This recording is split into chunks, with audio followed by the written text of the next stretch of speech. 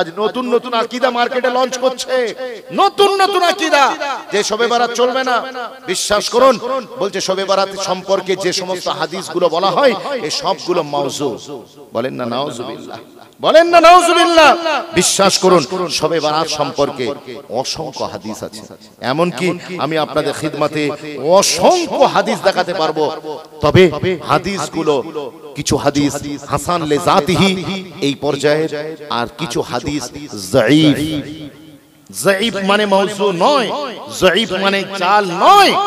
যায়ীফ হাদিসের উপরে আমল করা যাবে, ফজিলতের ক্ষেত্রে যায়ীফ হাদিসের উপরে আমল করা যাবে। সমস্ত ইমামরা এই বিষয়ে একমত। আমি আপনার খিদমতে খালি কয়েকটা হাদিস, দুটো হাদিস বলবো, এই দুটো হাদিসই কাজ হয়ে যাবে। যারা বলছেন শবে বারাত মানানো চলবে না, শবে বারাত বলে কোনো রাতের কনসেপ্ট ইসলামে নাই, বিশ্বাস করুন সত্যি তারা ঠিক বলছে একদিক থেকে। তাদের যুক্তি অনুযায়ী শবে বারাত যদি না থাকে তাদের বক্তব্য মেনে নেন, মেনে নিয়ে বলুন তুমি যে নামাজ পড়ছো, নামাজও কিন্তু কোরআন সুন্নাহয় কোথাও নাই। এটা পেলে কোথা থেকে? তুমি যে রোজা রাখছো এই রোজাও কোরআন সুন্নাহয় কোথাও নাই, তুমি পেলে কোথা থেকে? ও তখন বলবে দূর মিয়া, নামাজ শব্দটা ফারসি শব্দ, নামাজ শব্দটা ফারসি শব্দ, রোজা শব্দটা ফারসি শব্দ। তুমি কোরআন তো আরবিতে নাজিল হয়েছে, ফারসি শব্দ তুমি আরবি টেক্সট বুকে খুঁজলে পাবে কি করে? নামাজ এসেছে, নামাজ শব্দটা কোরআনে এসেছে সালাত নামে, রোজা এসেছে সওম নামে, আর শবে বারাত এটাও সব মানে রাত, বারাত মানে ভাগ্য। আবার যদি একে বারাতুনের অপভ্রংশ আরবি বলে মেনে নেওয়া হয় তাহলে এর অর্থ হবে মুক্তি। অর্থাৎ শবে বারাত মানে সৌভাগ্যের রজনী, শবে বারাত মানে হচ্ছে মুক্তির রজনী। জোরে বলে। এখন আপনি কোরআন সুন্নাহয় কোথাও এই শবে বারাত শব্দটা দেখতে পাবেন না। তার কারণ দুটো শব্দ মিলে শবে বারাত গঠিত হয়েছে, আর এই দুটো শব্দ হয় ফারসি, দুটোই ফারসি নয়, একটা ফারসি একটা আরবি। বিশ্বাস করুন আমি আপনাকে বলবো এই ফারসি শব্দ আপনি কোরআন হাদিসে খুঁজলে কি করে পাবেন? কোরআনে তো আরবি খুঁজতে হবে। তাহলে চলুন দেখি কোরআনে কিংবা হাদিসে এই শবে বারাতের আরবি টার্মসটা কি। যেমন রোজার আরবি টার্মস খুঁজলাম সিয়াম, কুতিবা আলাইকুমুস সিয়াম কামা কুতিবা আলাল লাযিনা মিন ক্বাবলিকুম লাআল্লাকুম তাত্তাকুন। যেমন নামাজের কথা খুঁজলাম আকিমুস সালাত দিয়ে, ইন্নাস সালাতা তানহা আনিল ফাহশাই ওয়াল মুনকার দিয়ে। ঠিক তদ্রূপ শবে বারাতকে আমরা খুঁজবো কিভাবে? শবে বারাতকে খুঁজবো লাইলাতুন নিসফি মিন শাবান দিয়ে। জোরে বলুন, আরেকবার জোরে বলবেন না? আপনারা শাবান মাসের কোন তারিখে শবে বারাত মানান? 14 তারিখের রাত, অর্থাৎ মধ্য রজনী, মধ্য শাবানে রজনীটাই আপনারা শবে বারাত বলে মানান। বিশ্বাস করুন এখন এই নিসফুল লাইল মিন শাবান এটা কোরআন সুন্নাহয় আছে কিনা আমি আপনাকে একবার খালি একটা হাদিস থেকে রেফারেন্স দিয়ে দেব। হাদিসটি এসেছে, এটা ইমাম মাকহুল থেকে বর্ণিত। তিনি মালিক বিন ইউখামের থেকে বর্ণনা করেছেন। তিনি হযরতে মুআজ বিন জবাল রাদিয়াল্লাহু তাআলা আনহু থেকে বর্ণনা করেছেন, এবং মুআজ বিন জবাল সাহাবী রাসূল সরাসরি মদিনা ওয়ালার কাছ থেকে রিওয়ায়াত করেছেন। আমার আপনার নবী জানিয়েছেন ইয়াতলুল্লাহু ইলা খালকিহি ফি লাইলাতিন নিসফি মিন শাবান ফায়াগফিরু লিজামিই খালকিহি ইল্লা লিমুশরিকিন আও মুশাহিন। জোরে বলুন। এই হাদিসটা কোথায় খুঁজবেন? সহিহ ইবনে হিব্বানে পেয়ে যাবেন, ইমাম তাবারানী বাইহাকী রচিত অসংখ্য হাদিসের কিতাবে পাবেন।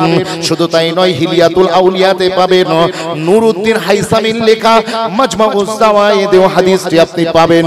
তবে মনে রাখবেন ইমাম মাকহুলের সাথে যিনি রিওয়ায়াত করেছেন মাঝখানে কয়েকজন দুজন রাবীকে উনি বাদ দেবার কারণে মুহাদ্দিসদের দৃষ্টিতে হাদিসটি হয়ে গিয়েছে, হাদিসটি হয়ে গিয়েছে দাঈফ। তবে দাঈফ মানে কিন্তু মাউযু নয়, জাল নয়।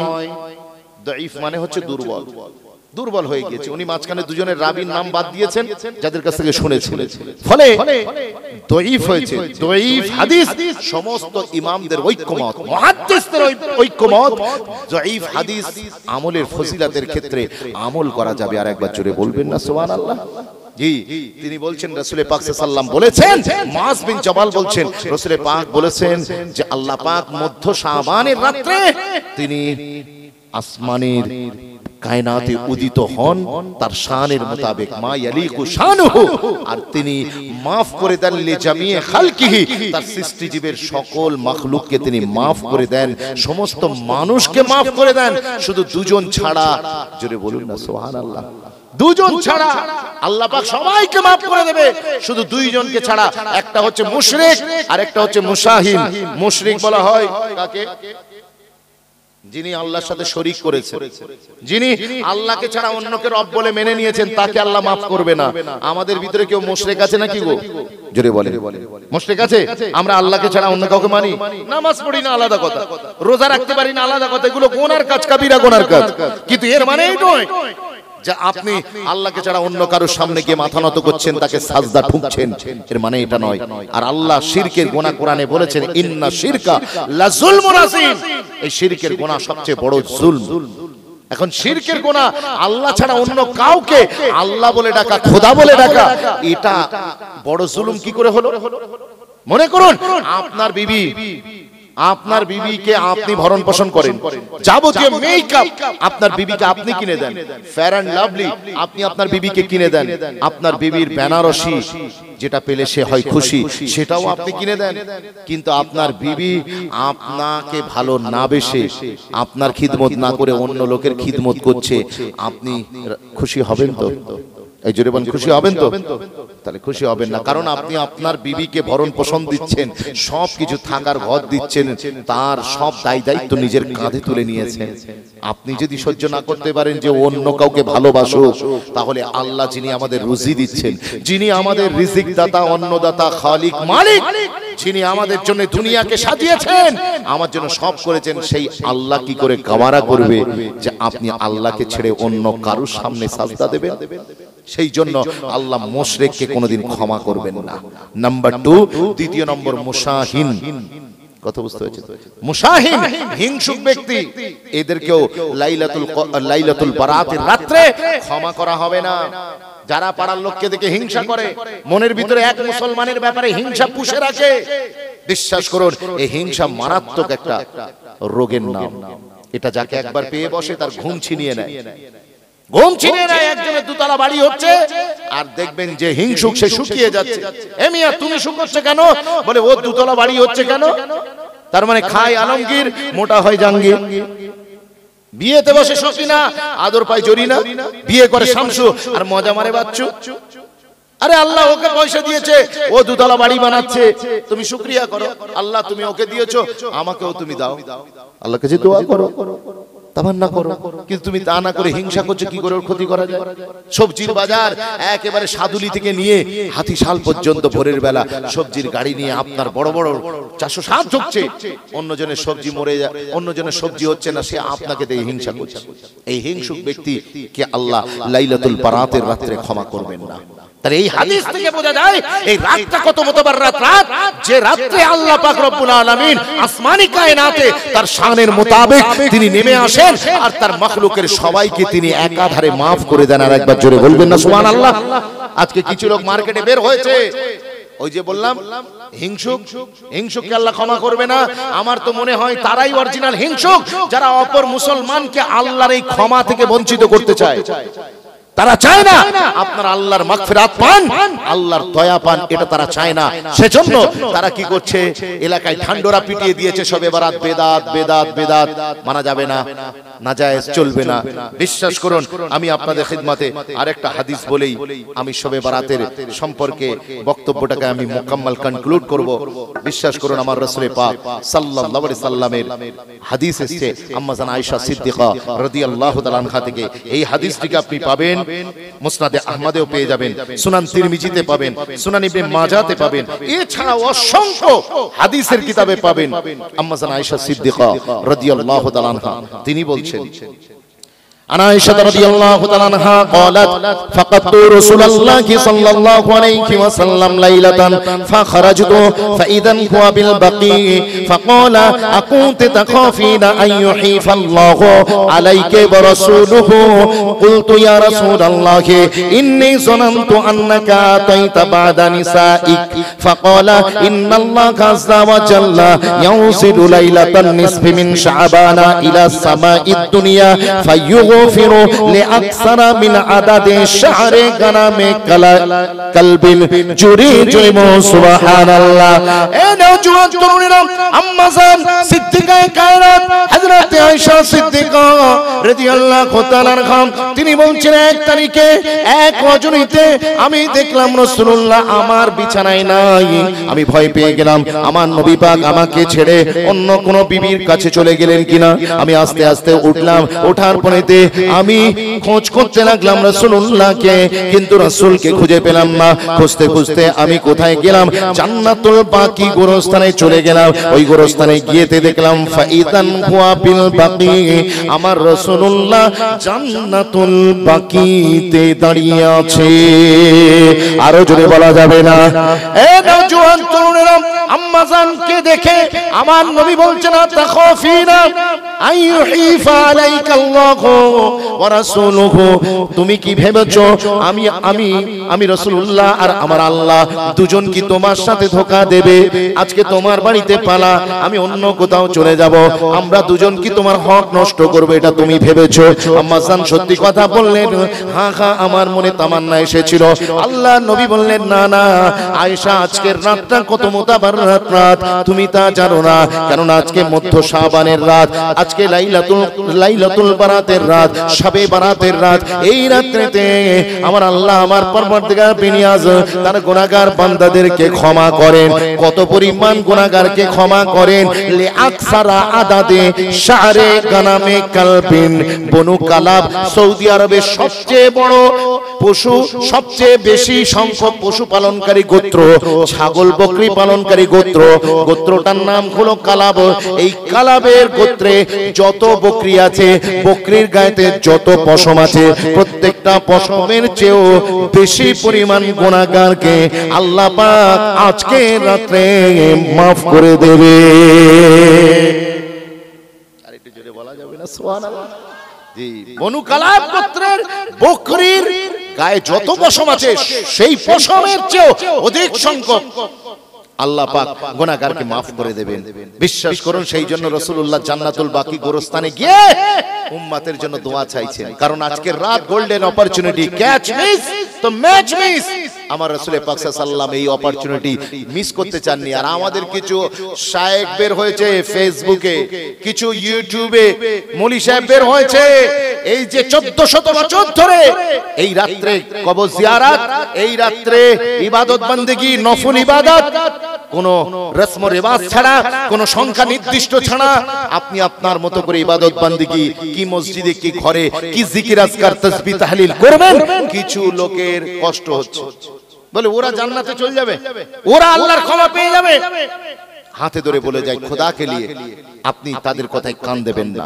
মনে রেখে দেন শুধু তাই নয় 9 জন সাহাবী এই 2 জন ছাড়াও 9 জন সাহাবী শবে বারাত সম্পর্কে riwayat করেছেন আপনি শুনলে অবাক হয়ে যাবেন প্রথম খলিফা হযরতে সাইয়্যিদুনা আবু বকর সিদ্দিক থেকে হাদিসের riwayat আছে আবু সালাব আল খুশানি থেকে হাদিসের riwayat আছে হযরতে আব্দুল্লাহ ইবনে আমর থেকে এই শবে বারাত সম্পর্কে হাদিস পাওয়া যাচ্ছে আবু মুসা আল আশআরী রাদিয়াল্লাহু তাআলা আনহু থেকে riwayat পাওয়া যাচ্ছে হযরতে সাইয়্যিদুনা আবু হুরায়রা থেকেও বর্ণনা পাওয়া যাচ্ছে আউফ বিন মালিক রাদিয়াল্লাহু তাআলা আনহু থেকেও শবে বারাত সম্পর্কে হাদিস এসেছে ওসমান ইবনে আবিল আস সম্পর্কেও হাদিস এসেছে আবু দারদাস রাদিয়াল্লাহু তাআলা আনহু থেকেও হাদিস এসেছে আর সর্বশেষ আবু উমামা রাদিয়াল্লাহু আনহুম এই 9 জন সাহাবী পূর্বে 2 জন আর শেষে 9 জন কত হলো 11 জন সাহাবী এনারা বলছেন শবে বারাত বলে কিছু আছে তারা শবে বারাত খুঁজে পেয়েছে আমাদের ফেসবুক মৌলী সাহেব খুঁজে পায়নি ইউটিউব হুজুর খুঁজে পায়নি বিশ্বাস করুন, আমি আপনাকে দলিল সহকারে এই কথাগুলো বললাম, আপনারা এটা মাথায় রাখবেন।